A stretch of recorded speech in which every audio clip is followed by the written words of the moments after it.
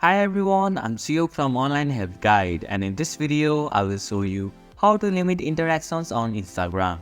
Limiting interaction helps create a more controlled environment, enhancing your overall experience and privacy on the platform. So let's get started on how to limit interactions on Instagram. First, open the Instagram app.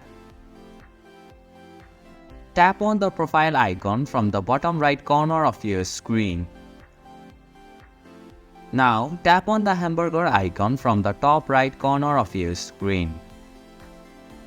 From the menu, find the Limit Interactions option. Once you find it, tap on it. Finally, tap on the Turn On option at the bottom of your screen to activate the feature. And this is how you can limit interactions on Instagram. Thank you for watching Online Help Guide. Hope this video was helpful. If it was, then hit the like button and comment down if you have any questions or feedback.